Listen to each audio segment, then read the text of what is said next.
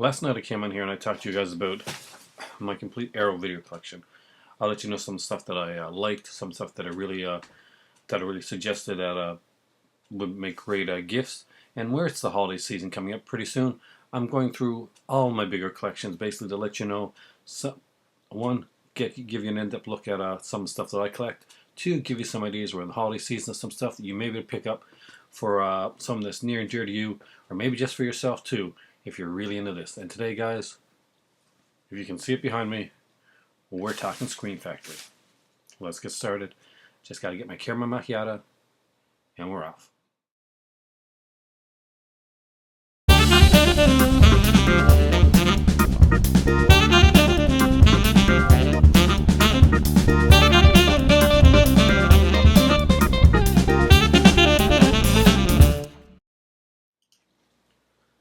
Hi there. So I got my macchiato here, and we're going to be talking about Scream Factory.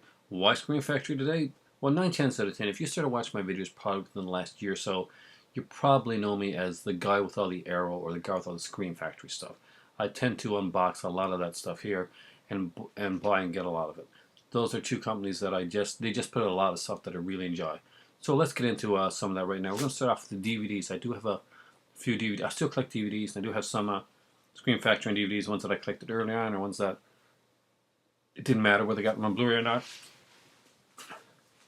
So let's start here with the first one, The Monkey's Paw. This is one of the chiller films that they put out. This one has Tony Todd, and it isn't one that I think you gotta grab. No, there's a lot of classic ones to go for first. So I mean, if this is like a $5 one at your store, yeah, it's worth it. You renting a movie for $5, but is it one that you really need to have in your collection that you gotta pick up? Nah, it's middling at best. Same thing with this little fun one here. I thought it was kind of fun. It's not everybody's cup of tea though, and that's Dead Shadows. Again, this is one I picked up at a video store when it was closing out, and I got it for like $2. So at that price, it wasn't too bad. Again, it's one of the different ones for Scream Factory, but not the kind that I'm going to be putting you guys going towards. This type of stuff. The rest of these here I really should have on Blu-ray, but at the time I was collecting DVD, and I started a lot of my Scream Factories on DVD. It was only afterwards that I started going to the Blu-ray. But actually, the first two I got were Blu-ray, but where I was not ordering online so much, I was usually getting them from around here. I would get them the way that I could find them. So the first two I bought were like Blu-ray, because they were everywhere, in every store. And some of these here actually show up in Walmart, but only the DVD editions out. Nowadays, Walmart shows mostly only the really mainstream stuff of Scream Factory, but back then you could get some different stuff. So first up is Phantasm 2. One I do want to eventually upgrade to Blu-ray, because I do love this movie here. I'm a huge fan of Phantasm. If you're a longtime fan of mine, if you've been watching for a while, you know I'm a really big fan of this Phantasm series. I'm kind of iffy about the fifth one that's coming out, but this one is a great one. And when I started collecting Scream Factory, this was the one here that actually made me see just some of the wow factors. They had some neat features on this. This sucked me in. The features sucked me in on this one right here. Not a lot of features, but sometimes it's not the features. It's not exactly the features, but it's how good the features are. And there's actually some great ones on these two here. I got Psycho 2 and 3. They had these both in Blu-ray and DVD. The Psycho movies I didn't think really needed the Blu-ray upgrade for me. I wanted the movies themselves. Great remastering anyway, kind of just cool, fun stuff. Psycho 2 and 3, both movies I saw in theater. They both have great audio commentaries on them. One by Tom Holland, one by Charles Edgar Pogue, and they're the screenwriters of the films. Being a former screenwriter myself, it was really interesting when I get to hear. My throat's going already. Screenwriters have to say about their films. The late, great Wes Craven recently left us, and he left us with a fantastic legacy of film and just being an overall amazing person to listen to when he's talking about film, with the films that he's made. And one that he underrated himself, and I think has been underrated by many people, is a movie called Deadly Blessing. If you haven't checked it out, I really do suggest you do. It's got a great cast. So we got oh god, there's Ernest Borgnine there. Uh-oh. We got no Sharon Stone's in this one. Susan Buckner's in this one. Marion Jensen's in this. If you don't know these names right now, you really will. It's just you just have to check out the film. Lisa Hartman, of course, that's Michael Berryman right there. You can't miss out. And you usually know him from movies like The Hills Have Eyes. And if you're an '80s like fan of music, he was in a couple of metal videos and stuff like Smoking in the Boys Room. Deadly Blessing is it's a different little film. There's it's kind of a supernatural aspect to it. There's a murder mystery aspect to it. It's got a whole mix in there. It could have been muddled, and some people thought it was. I thought just the opposite. I thought it was just perfect the way that it was done. This one I did get at Walmart, and I just wanted to have this one. I now have this one upgraded on Blu-ray with Arrow, but I'm glad to have both editions because they both have some great features on them. The Arrow edition is better, but this was a fun one, and that is the Funhouse. I was lucky enough to have somebody give me the Arrow edition of that one there, and I was so excited to have it. The artwork on this isn't the best. Definitely worth checking out. It's a cool little Tobe Hooper classic, and pretty awesome stuff. Speaking of awesome stuff, the day that I was going to Morocco, and basically I was making my trip to Morocco, I wanted to get this movie before I went. I really wanted to have this movie. So I could have waited till the Blu-ray came in, but there's one copy left at the Walmart that I was at. They were also at H&B, also at everywhere else, and it was The Howling. Actually, I think there was a Blu-ray copy of it there as well. But I love this art. Do you see this art here? I wanted as big a representation of this art as I possibly could. And I didn't have the posters or anything then, so I just wanted to have this. I thought, okay, maybe I'll grab the Blu-ray as well down the road, but I really want a really nice representation of this art. And the DVD kind of had this like cool slipcover. It was bigger. I wanted that. Normally I'll leave this for last, but I'm going to do this now, and then I'm going to get into the single releases, because those are what's going to take most of the time this time around.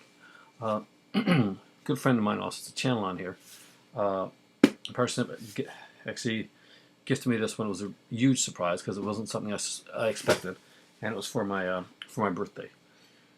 And it was Nightbreed. Nightbreed is a great little film. One that's it's been a favorite of mine. Director's Cut limited edition, just some great stuff. And one that I've always enjoyed. I actually, it's kind of ironic because at the time that this came to me, I'd actually bought a copy of this for my son for his birthday. So, alrighty. The Vincent Price collection. At a print now, apparently. And one that I grabbed up, well, my better half grabbed up for me. It was kind of like one of those things where we were walking around H&B. I saw one copy of it. I really wanted I was going to hint at it, getting it for Christmas. Went back to look for it again to tell her, okay, this is kind of what I want. I really want to see these. I really want these Vincent Price movies on Blu-ray, and it was gone. I was like despondent. Do I recommend it? Yes, I really do. There's some great features on this one. I think the features on this one are better than the ones on the second one. We got The Pit and the Pendulum, Mask of the Red Death, The Haunted Palace, Fall of the House of Usher, The Bomb Dr. Fives, and Witchfinder General. I really love Witchfinder General. It's a favorite of mine. There's some great stuff in there. Of course, I have the Dr. Five set from Arrow. There's a couple that, doubled over in some other sets that I've had, but again, when I got this, I was just amazed to have Vincent Price on Blu-ray. Really love that stuff. Amityville Horror Trilogy, still one of the most underrated sets he did. This is one of the first sets he did. It's just a normal case type of thing. Love the artwork on it, but it's not any of this hard, sturdy plastic that they would have on the Nightbreed one. It's hard plastic, hard plastic cardboard. But this one here is so good, and people keep passing it by. This is one of the ones where people keep saying they're going to get it, and they're going to get it. And what's going to happen is this thing's going to be is going to disappear, or they're just going to stop producing it. And people are going, oh, I should have picked that one up. But really, it is worth picking up. It's got some great stuff in it, and it does have Amityville 3 in 3D, the way it was in the theater, the way you should see this one. in actual real 3D, not in like the fake 3D, not in the Anograph 3D, but the actual like 3D for your 3D TV sets. So if you got a 3D TV set or a 3D computer 3D computer monitor, check it out that way. Definitely in the box sets. Wow.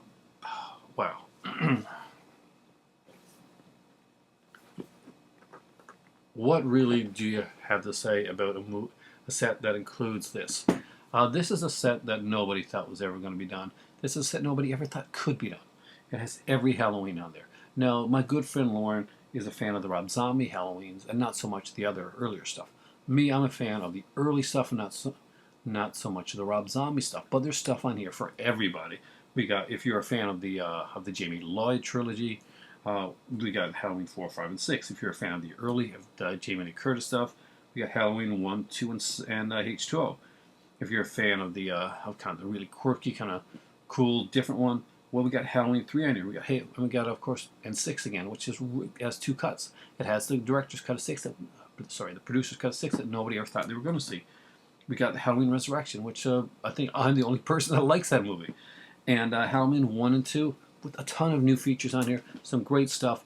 It gives you the mono track that was sorely missing from the Halloween when did the anniversary edition. So when I come back, we're going to look at some of the stuff over there, and we're going to see what some of the really greats are. We'll start with the non-collector's editions. We'll go into the collector's editions. If you don't have the Halloween box set, the 15 disc one, I do recommend it. I recommend most of the box sets that are here. I can't say there's a box set here that I don't recommend. I do think that Nightbreed is a bit pricey, but if you're a real big Clive Barker fan like I am, you know you're going to have it. But there are other editions, and we'll get to that. We will get to that, because Nightbreed's director's cut was what people were looking for a long, long time. And, well, we're going to talk about that just a bit more when I come back. Let's get into the non-collector's editions of Scream Factory. Some that are worth picking up, some that are worth getting after all, and some that are worth waiting on to see if you can get them at a really cheap price. The first two I'm going to show you are ones that are worth getting at a really cheap price, but they're not really worth going out and picking up at kind of a full like $20, $25 price. If you see them at that price, they're definitely not worth it. For me, I'm collecting a lot of this stuff. I like some of this cheesier stuff, but it's not something that I can really like in with a good conscience like recommend, say these are the ones you need to get. First up is Eve of Destruction with Gregory Hines. I'm a big fan of Gregory Hines. I do have fun with this movie. I don't think that this is a movie that you should pay more than $10 for, though. But it's definitely one there. This is one of the most flawed ones, and that is Supernova. I really don't think this deserves to be a Scream Factory release. Although I have fun with it, it's not something that everybody's going to like. And it's not something that a lot of people are going to like. I'm not going to lie to you here. Make no bones about it. Although I think these two are fun, and I got them on the last Scream Factory sale. It's just one that I wanted to get because I wanted to get the magnets and to bring up my collection a little bit. Now, all that aside, there is a Scream Factory one that I do wholeheartedly recommend, and that is Dark Angel. I think this is one of the underrated Scream Factories. It's a great Dolph Lundgren film. We have Brian Benben in it, of course, from the series Dream On. If you haven't seen that series before, you should really check it out. It was an HBO series. Dealt with a guy that really loved like TV and movies a lot. He used to have all these kinds of fantasies and a lot of nudity. One of the early shows for that. Great film. It's an action movie. And when you're watching this, please note that you're seeing these explosions and all these stunts are done. And this is kind of like the pre-CGI era of action films. So when you're seeing a lot of this stuff being done, yeah, there are a lot of people risking their lives to pull off a whole lot of stunts that probably look kind of cheesy and done with CGI and stuff, but this is the real deal. These guys are really going all out there and making what I consider a real action film.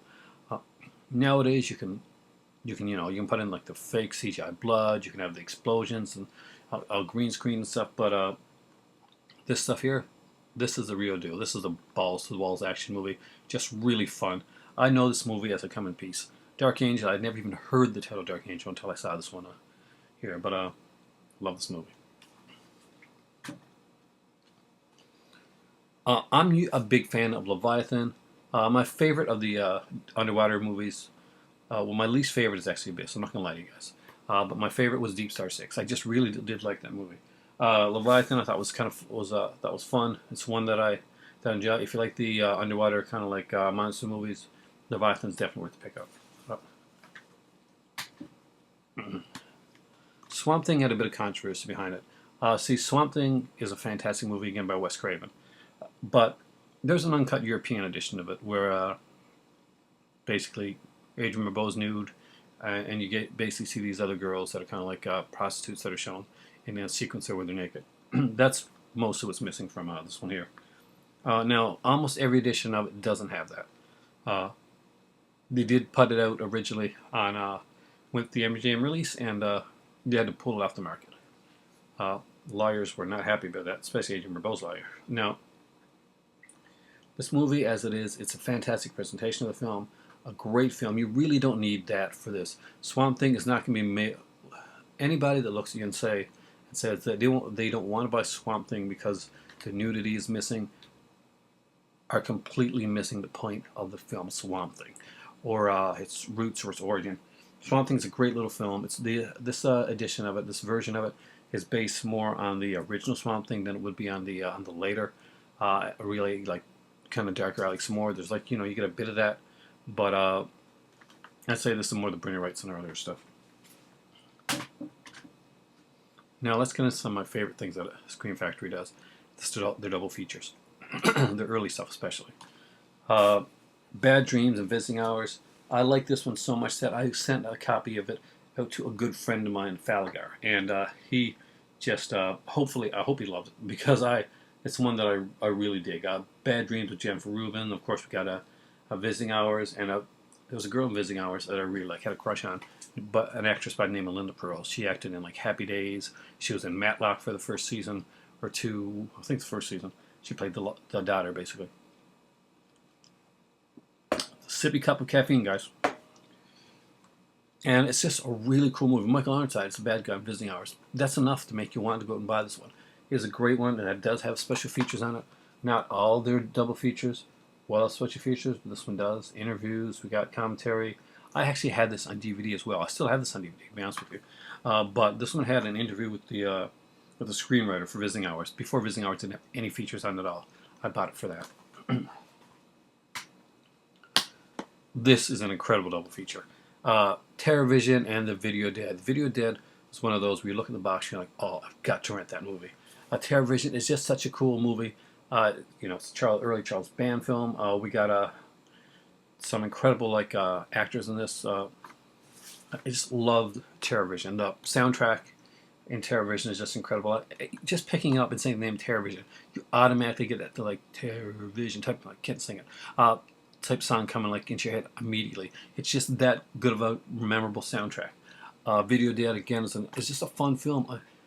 It could have been horrible, and it was overall cheesy, but I kind of dug it. I really like kind of the low budget, the dark themes that Video Dead had, and I thought the Video Dead was going to basically be one that looked really good on the cover, but I was probably never going to watch more than once. I've watched it a few times now, and I do enjoy it. Ghoulies and Ghoulies 2. They'll get you in the end. Huge fan of these films here. Ever since I was a kid. That being said, is Ghoulies a good film? Not particularly. Is Ghoulies 2 a good film? Meh. Are they fun films? Oh, hells to the yeah, they're fun films. And if you went out and you picked up Troll and Troll 2, and you did it for more than just irony, and the and the documentary, which is incredible, then you should have the Ghoulies double feature in your collection. It is a fun film. The Ghoulies themselves, there's some inconsistency definitely with this one here, but there's a lot of fun in this film. There's some horrible acting, like in all these movies, but I could not stop watching. Thank you for putting it in more Charles Band stuff. Please get more early Empire Pictures Full Moon stuff. I loved this double feature. Another double feature that I really enjoyed, guys, and it is Blackula and Scream, Blackula Scream. This one, fantastic actress. I mean, we got Gordon Pinsent. How good is Gordon Pinsent? Well, he's good enough to be from, where I'm from, Newfoundland. Now, Blackula, what do I say about this? It is a blaxploitation vampire film that could have been way cheesier than it is. But you know what? It's not. It's actually a really good, fun film. Scream, Blackula Scream. not as fun, but still we got Pam Grier, still a lot of fun. Black is a bit above, in my opinion, Scream Back to Scream, but overall to have both of them in like one set like this. How much do I like these films? By the way, you're wondering, you know the Eureka set that's also out there. I'm probably gonna be grabbing that one as well. Next up is a great one, Tales from the Crypt and the Vault of Horror. I'm a huge anthology fan, I make no bones about it, and these are two of my favorites, Tales from the Crypt and Vault of Horror. I love Vault of Horror maybe just a little bit more than Tales from the Crypt, which is usually the opposite of what most people say. But again, I gotta say, I recommend these two here. It is a great double feature. Are there any features on this? Sort of. There's no features, no interviews, no commentaries or anything like that, but they do give you a second like disc here. And what is this disc? It's Vault of Horror. And it's kind of an open mat Vault of Horror. It gives you, so you get like you're getting Vault of Horror and Tales from the Crypt. Basically, they're going to be uncut. Both of them are going to be cut for the first time. You're going to get different versions of Vault of Horror, and it's pretty awesome stuff. And one of the ones I was most excited about is X-Ray and Schizoid. Not to be mistaken with Pete Walker Schizo. X-Ray has Barbie Benton, and she is beautiful and wonderful and fantastic. As one of the worst acted villains of all time, and you will not be able to stop yourself from laughing at him as he stalks people. It's just some incredible stuff. Schizoid is really well done. A lot of great actors in there. Going to be a lot of names that you'll know. But here's the thing. It is so well... They've remastered Schizoid so well that, unlike before, when you really couldn't see the killer's face, don't look too closely at the opening of the movie, or it will give away who the killer is for you. And yes, there are interviews on those there. Now getting into ones that have nothing on them, but the movies themselves. They didn't sell that well, actually. And it's a shame, because I would like to see the Scanners Cops ones come out as well. But it's Scanners 2 and 3. These are very cheesy. These aren't for everybody. If you're a fan of the movie Scanners, then understand that this is more of like a direct-to-video type of Scanners type of thing. These here are, I find them fun. They're very handily acted. They're very low budget. Know that going in. Don't expect to see like Michael Ironside. David Hewlett does a good job in part 2. And it's very fun and cheesy. I did find the Scanners Cops movies to be better than these two here. I'd say max of probably $15 on this one here. 10 if you're in America. But that being said, I enjoyed it because I really like those. Pierre David is kind of like one of those producers around here that does a lot of that stuff. He's from Montreal, and thanks for Montreal. He does a lot of Canadian stuff and all that. And he did these Scanners, basically 2 and 3 in the Scanners Cop, then Scanners Cop 2. The latest in my, and I haven't got to see all this one yet, so I cannot. I can just go on what I thought of the movie originally. And it's Ghost House and Witchery. Ghost House is actually a favorite little film of mine that I've been wanting to see come out for years. It's one of those that I found on on a VHS. Didn't have the you know, when you get like a bunch of VHS, you don't have the cases with them. If you're old enough to remember this stuff, and sometimes you get like a bunch of them, and some of them would have like the stickers gone or removed. You really wouldn't know what it is until you put it in. And that's what happened to me with the movie Ghost House. It was like a VHS copy. Sticker was like worn off of it. I had no idea what it was. I bought a bunch of these VHS off of this guy, and some had stickers, some did. None of them were in boxes, and so I just got there, and they were like taped off, and they're actual, copies. And started watching these movies. One was Lords of Discipline, and one was Ghost House. Creeped me out. It really did. I got like a fear of clowns, and some of the sound in this, some of the just the way the music, the things that was kind of weird and freaky. Witchery, I haven't watched yet, and it's been a long, long time since I've seen Witchery, so I really can't tell you. But the trailer looked really good. Next up is The Town That Dreaded Sundown. I knew I really wanted this, but I wanted for more than The Town That Dreaded Sundown. That's a decent movie, but you know the one I really like on this one? The Evictors. The Evictors has a personal, deep connection with me. My cousin, Roger, basically, we grew up together, kind of like brothers. And he did not like horror movies at all, really, but he would, tolerate them because I dragged him to watching them. So one day at his place, it was after one of his, it's a birthday party, it's we rent some movies. I rent the Evictors, and he's like, he doesn't really want to, but he does, and we're basically I rent that one in Omen too, and we have like the blanket up over us. We're like little kids, and we're watching it, and just something a bit freaked us out at the time. I would really like to revisit the Evictors with Raj because he lives in town here, so it's pretty cool. And Jessica Harper's in that, and I think my crush on Jessica Harper grew because I'd seen her in like so many great films. I would see her afterwards in Shock Treatment, Suspiria, and of course Phantom Paradise. Ninja 3: The Domination. I actually did really dig this movie.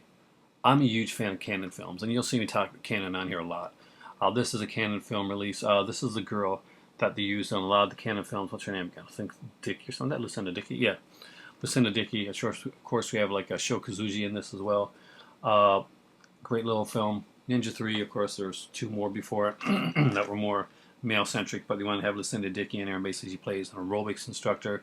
Then she's possessed by a ninja. And only, as I say, every time that I show you this, only a ninja can kill a ninja.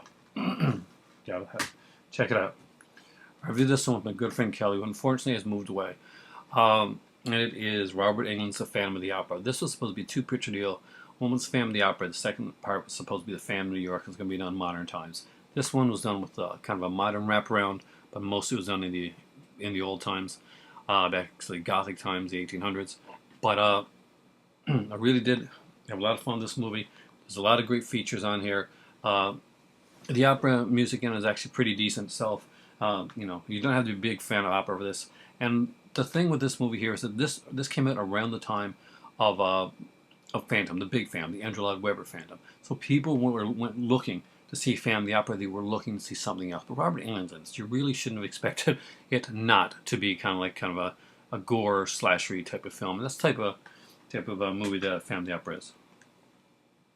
The Final Tear is a movie that was a fun film as it was. Now, here's the thing. They made this movie, it got held back, and by the time that it was ready to come out, there's body count movies that started, so they couldn't have it the way it was. They had to go back and shoot some more deaths for the movie, the opening of the film. And here we go. Final Tear just has a great little cast with it. I think Joe Pantoliano's in this one. Is it Joe Pantoliano? Yeah, it is. And he really steals the show for me. I really did dig this film. Here's one that I do recommend. It's almost Christmas time, and what comes after Christmas? Why, it's New Year's. And don't be the one person that's stuck without their copy of New Year's Eve for New Year's Day. It is a great film. I mean, there's so much going against this film. There's some pretty bad acting in this film. Some of the music in this movie is pretty meh done. But you know what? It works. Even though the twist is kind of telegraphed, it works. Something about this movie actually really, really works. It is a fantastic little film. And the reasoning behind it seems so simple and so like almost lame in the way that the reasoning the killer does it, and then you believe it because the way that the movie's done, you truly buy it. It's one of the films where you actually get to follow the killer instead of following the girl, kind of the final girl type of thing. Who was Roz Kelly, who played, of course, Pinky Descadero in Happy Days. They had planned to do make her character bigger, but agents. Next up is Final Exam. First time I saw this movie, I saw this on VHS. I wasn't a fan. I didn't really get into it that much. I thought it was okay. The beginning with the terrorism thing didn't really do that much for me. Nowadays, that has a whole different aspect to it. But now, I really enjoyed this last time I watched it. I really did. And it's good to revisit these things with brand new eyes. Just see how they're going to stand up. Especially ones that maybe the fact that I did not have a huge expectation of this film going in helped me. At the time when I originally saw this movie, I'd been watching a kind of whole glut of slasher films because those were huge at the time, and I was really, really picky on the ones that I watched. I was really big on the mystery ones. Here's a non-collector's edition that is everything that a collector's edition should be and more. There's no reason why this shouldn't be a collector's edition, to be totally honest with you. And that is Witchboard. It is a great film. I do love this film. I do recommend it. There's a ton of features on here, by the way, boys and girls. a ton of features. And look, that is a very, very beautiful and very, very young Tawny Kitaen. Yep, that's her from the Whitesnake videos, and unfortunately from reality shows nowadays.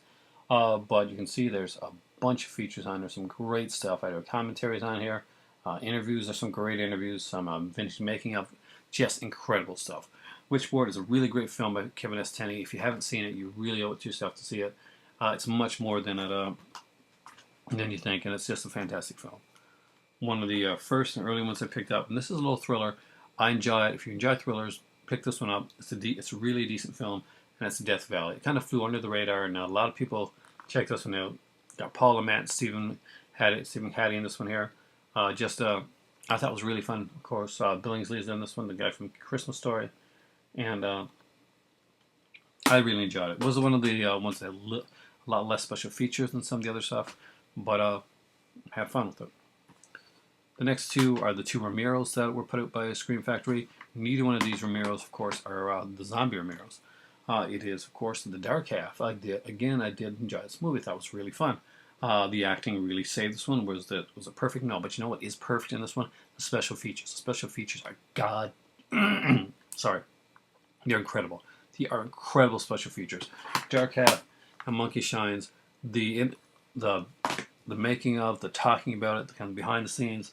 The interviews are just awesome. They're awesome. The films I found good were cool little films. Not perfect films, but I really enjoyed them. I really enjoyed Romero doing something different that wasn't zombies. Not everybody loves these films. I do find them extremely fun.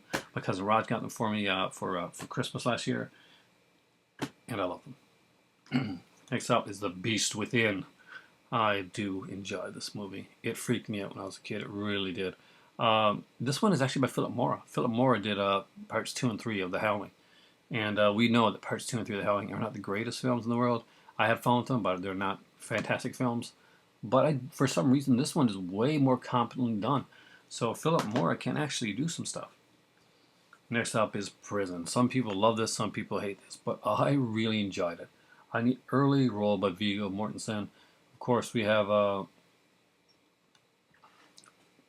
Kane Hodder in this one here as well. It's just a ton of features. It's a fun little film. If you haven't checked it out, I really do recommend it. Nosferatu, the Vampire. How's this one? The film itself is great. I think this movie itself could have been done better. It's not one of the better ones that they did. We got the German language and English language ones. I do love this film. I love the poetry of the film. I just love the way it looks. I think that Klaus Kinski was made to play this role, and it is a beautiful, beautiful film. Is it perfect? No. Do I think it's worth owning? For me, definitely it was. Deadly Eyes. This freaked the shit out of me, guys. A little constipation film with a bunch of killer rats eating babies and stuff. Yeah, it's hardcore. The rats eat babies. There's no like flinching back. These rats are going to do what needs to be done. They'll kill the babies. They'll kill the animals. They'll kill the people. Doesn't matter. Love this movie. It's one I really do recommend. It's one of those kind of like lost little gems that I think is a lot better than people give it credit for. I got this one. I like the actress Lisa Nogales. She's in this one here. She does have a memorable role in this one here. I'm a big fan of hers, so eventually I'll have to get The Nest, even though cockroaches weird me out, and I have had experiences with them. So, The Vampire Lovers. Unfortunately, the only Hammer that Scream Factory put out. I'm a huge fan of this movie. I love Ingrid Pitt. She is absolutely a stunning woman. And the cast in this one here, we got Kate O'Mara. Again, she's passed on. She was from Doctor Who. She played the Ronnie. And Peter Cushing in a very cool, different role. The Vampire Killer. Peter Vincent. The Horror Show. I like this film a lot. And what makes this one work really well is that the actor Brian James, the late actor, he really, really invested himself to the character. And that's what makes a character work. That's why Freddy Krueger works so well, is that Robert Englund just put himself straight into the character. If this movie would have been better, I'm sure that they would have done more of these, and Brian James, what his character of Genki would have became like an iconic character. But they didn't do as well as he thought. He gave it kind of like almost like a studio-ish type ending. It comes almost too pat at the end. Everything just works out too perfectly. I did enjoy this movie here a lot. Let you guys, let me know what you thought. Evil Speak, because nobody likes him. Nobody at all. Clint Howard stars in this film here, and it's like a guy carries and going to military school, and he thought Carrie White was unliked. This guy here is supremely unliked. This movie here is hilarious. The interviews are fantastic. It's just fun. I do recommend it. And Came Without Warning is one that I really like. Is it one that I think everybody's gonna like? Maybe not. Maybe a little bit slow for nowadays. It's got some fantastic actors in there, though. You know, Jack Palance should be enough to make you want to own this movie. Classic haunted house film, Legend of Hell House. I love this cover, by the way. Isn't that incredible? Look at that. Just so simplistic, so nicely done, so creepy. Roddy McDowall's in this. I'm a huge Roddy McDowall fan. I did enjoy this. I wish there would have been more features on it, but I did like the movie.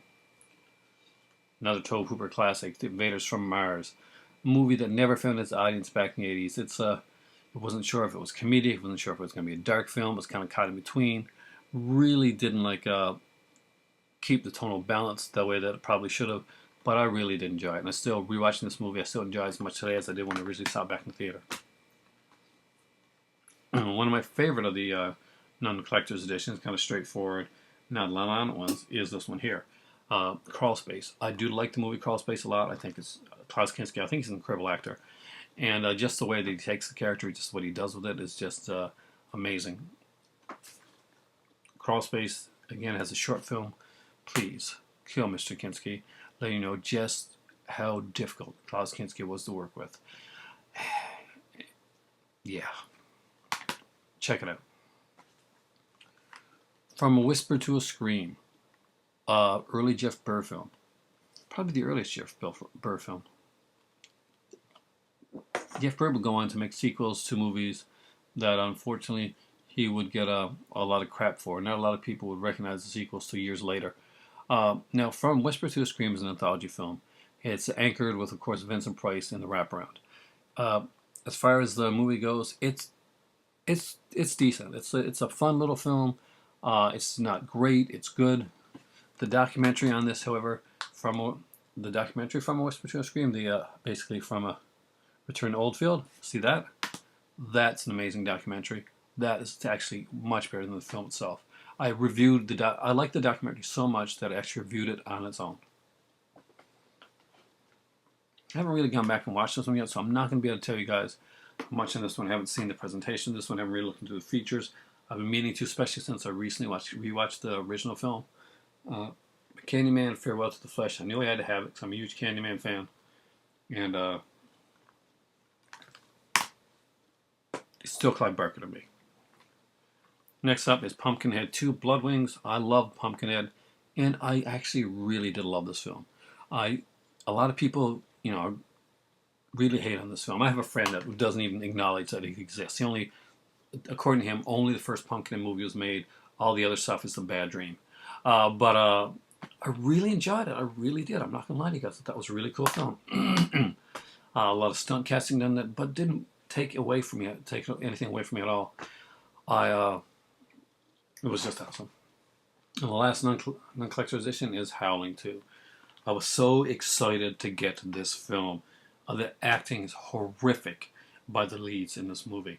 Reb Brown sucks the acting ability out of the scene whenever he's in it. That means I really enjoy Reb Brown. He played Captain America.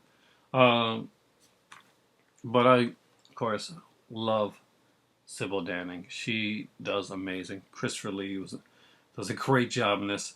And they talk about the fact Christopher Lee was so appalled by the non-acting that the leads were doing. He would kind of just wish himself away after the words. And he actually apologized to the original director of the original film, Joe Dante, who did The Howling 2, when he went on to do the movie Gremlins 2 with him. But I enjoy it. It's fun. The featurettes are fun in it. Sybil Tanning's scene that goes on forever at the end of it. And you know what? I actually kind of dug the music. I'm not gonna lie. That song just maybe I just listened to it so much, kind of like in Night Train to Terror. When you hear that song so many times, you just can't get it out of your head. Well, yeah, same thing there. Next up, guys, is the collector's editions. We're getting to this one actually fairly fast tonight.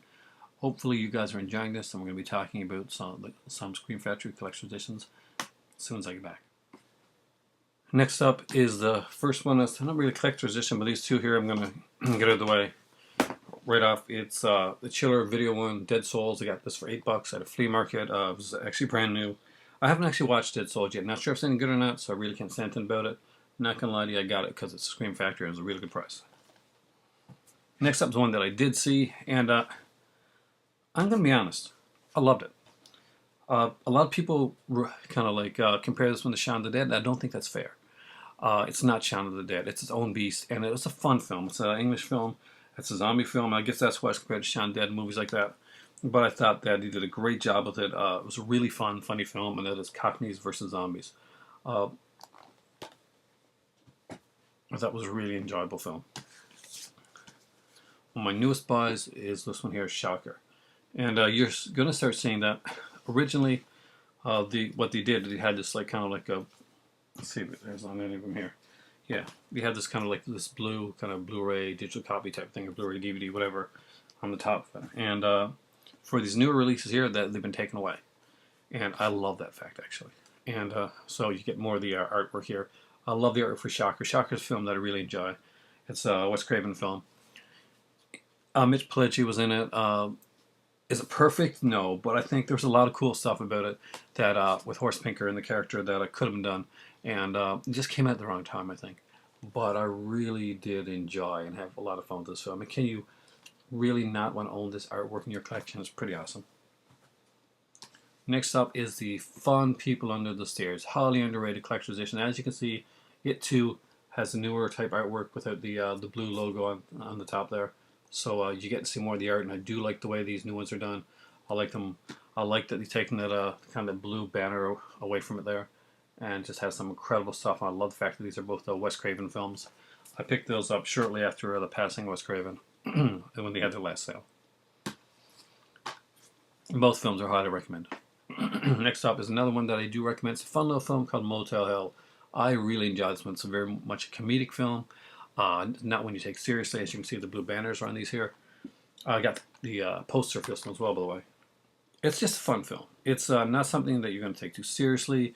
It's kind of cheesy. It's kind of funny. I enjoy it. Is it for everybody? Maybe not. Watch the trailer and stuff before you go into it. But it's one that I do think is really fun. Now, the next one I do strongly recommend. This is one of these movies that I think everybody has to have and watch during the month of Halloween, because it just has a kind of like a kind of feel to it. And that is Pumpkinhead. It's got a real cool Halloween type feel to it. It's kind of like a story that you tell around the campfire. It's kind of a Southern Gothic story, a revenge story. Lance Henriksen does an amazing job in this movie here. The bad guys are pricks, but you kind of feel sorry for some of them. I did enjoy this film. Next up is another one that's definitely a Halloween type of film, and that is Night of the Demons. It's just a really fun one. I really was glad to see this one come on here. Witchboard and Night of the Demons came out around the same time. Night of the Demons was the collector's edition. Witchboard wasn't. They both had basically the same amount of special features. Kathy Podwell stars in this one here. We have the amazing Linnea Quigley. Of course, we have Mila Kincaid, who is related to somebody from Golden Girls. You guys should look it up. No, I won't do that. It's Rue McClanahan. She's related to Rue McClanahan. If you haven't seen this, she's a pet psychic now. You want to know more about that? Get this here and see. Look at all those special features. It's a fun film. Hell of a good wraparound, by the way. That's really cheesy, and you can kind of see it coming. But even though you're going to love it. I watched this movie with my one of my sisters. I watched it with a good friend of mine, one of her good friends, and I watched it with my family. It just really is a fun film. Now, Terror Train scared me to death. I talked about this one. Now, on last year's Absolute Sublime, What Scared Me video. I was actually supposed to be in that this time around, but I was too late getting my video in. I didn't get it done in time. And again, I apologize to him for that because he does amazing stuff. So if you haven't seen Absolute Sublime One, you really should check him out. Really nice guy. I was supposed to be part of his What Scares Me video this year, and unfortunately I did not get my thing on time. On me. That was my bad, in all honesty. Terror Train is a movie that did scare me. Jamie Lee Curtis, it's a classic film. It's awesome the way the killer's done. The reveal in it, that's amazing. I just really dig it. And this one, if you're a slash fan doll, go get yourself Terror Train. You will. Thank me for it. It's a good one. Here's one that I really enjoy. A movie that I really like. It's a revenge film. It's a brutal film. There's a fourth one of this one done recently. Is really should have really been put on Scream Factory label. Probably not. Probably should have been Shout Factory. Mad Max. Gorgeous cover. Now, if you're used to only seeing like the later things like Road Warrior, Beyond Thunderdome, and you haven't seen Mad Max, it's a completely different beast. This is a brutal revenge film. I guess you have to see this to kind of see how Mad Max became what he is today, but it's not the same adrenaline action like Road Picture that the other Mad Maxes would be. Lake Placid is again one that I thought this would be more of a Shout Factory than a Scream Factory, but Scream does do like some of the 90s horror as well, so it's kind of like a comedic horror. We have Betty White in this one here. No, her name isn't mentioned right there. She actually has a pivotal role in the film. She really carries the film for me. I really like her. Got Bill Pullman, Bridget Fonda, Oliver Platt. Fun little film. Next up is Cat People. Unfortunately, when they put this one out, fortunately, first they got some great new interviews. Unfortunately, there was a ton of features that were on the DVD edition of it that you couldn't get the rights to bring over.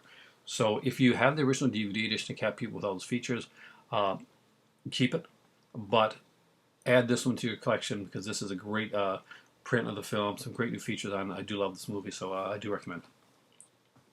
I just recommend that you keep the other one, don't sell it when you get this one. From Beyond is one that I love. I love this movie. Barbara Crampton looking, yeah, Barbara Crampton.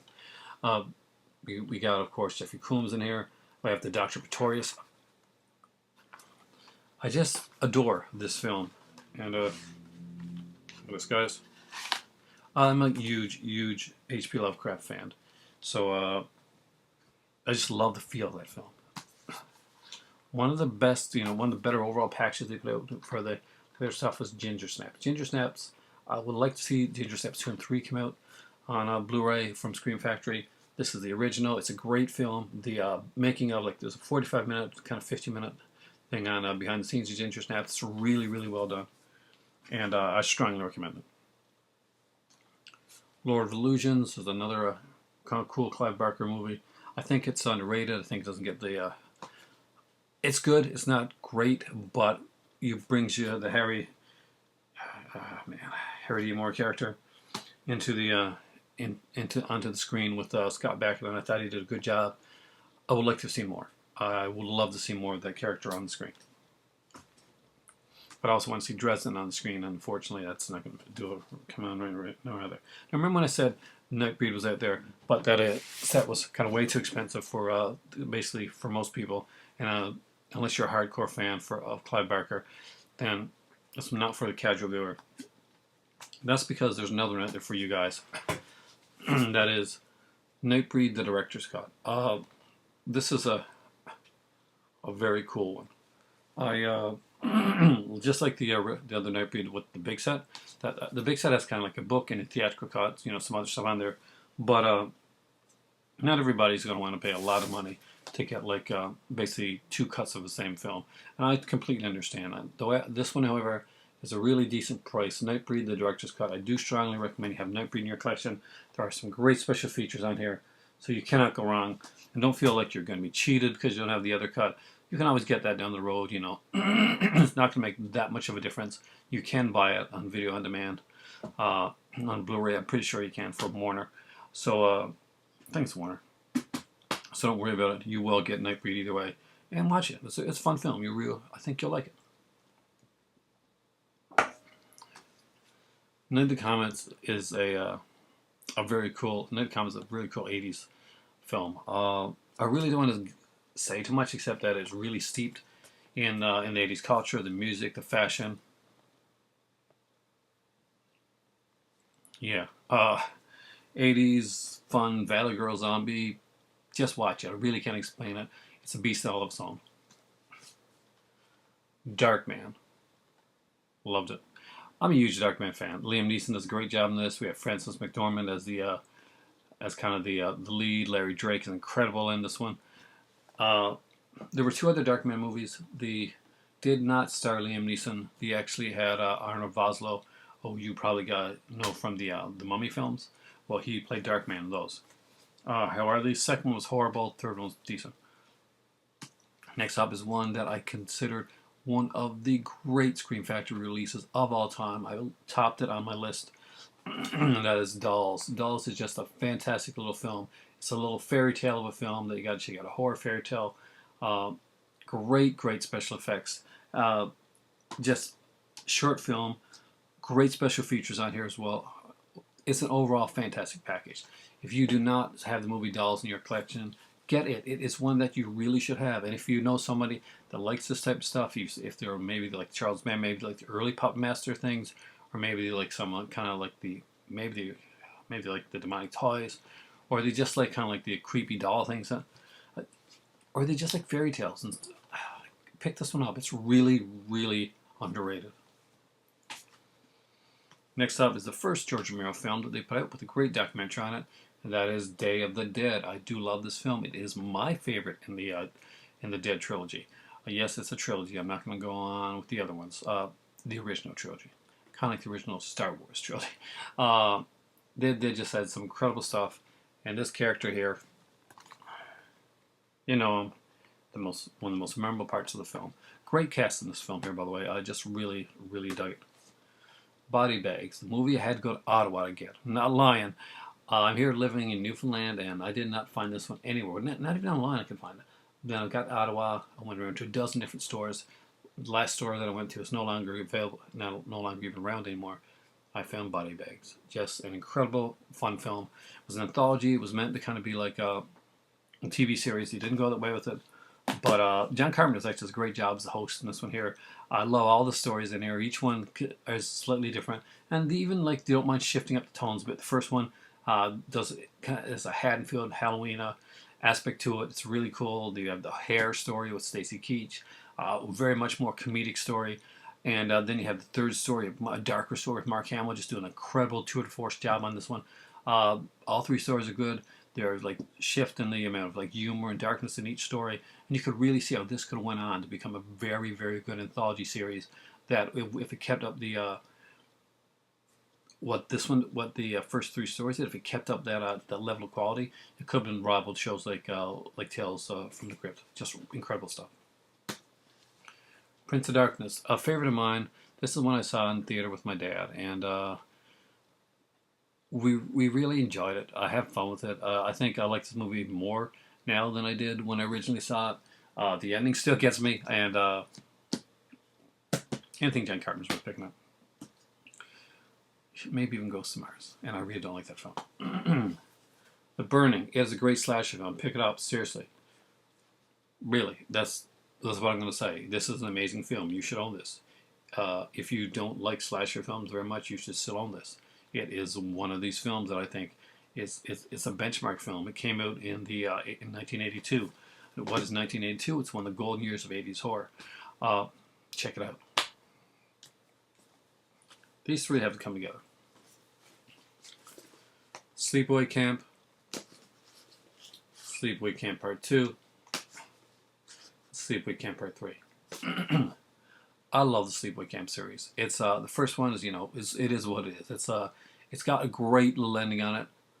The kills are actually extremely well done. There are a bunch of non-actors in the film that do a great job for being non-actors and being like actual kids making this movie. I really enjoyed it. I thought it was a hell of a lot of fun. Technically, the second and third ones are definitely better made in certain ways, especially the second one. Second one is just really comedic. We got Pamela Springsteen, yes, that is the boss's sister, and she just really takes over the role of Angela from Felissa and goes in a completely different way with it.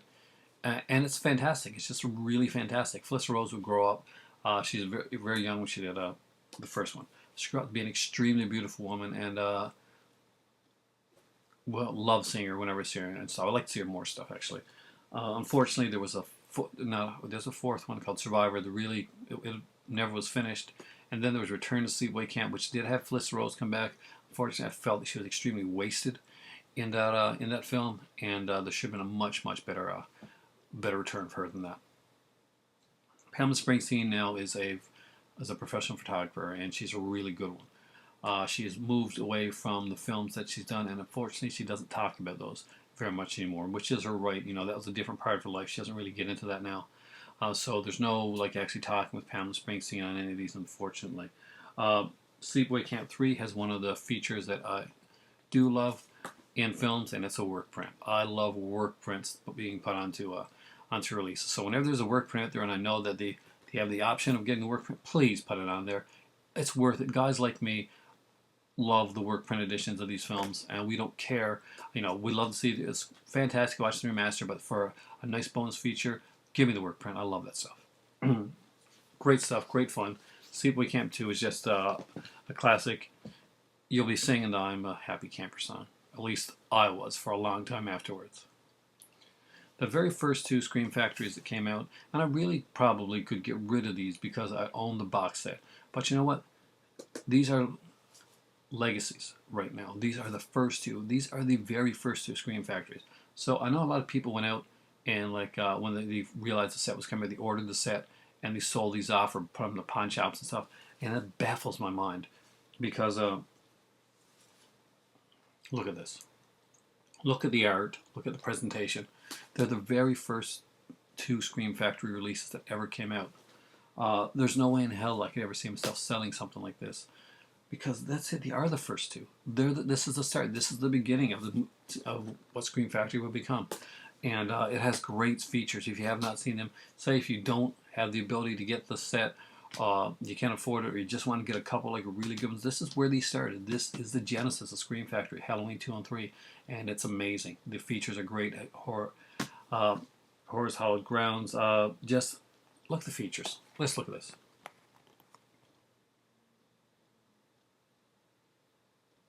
Scream Factory would not always have this level of special features.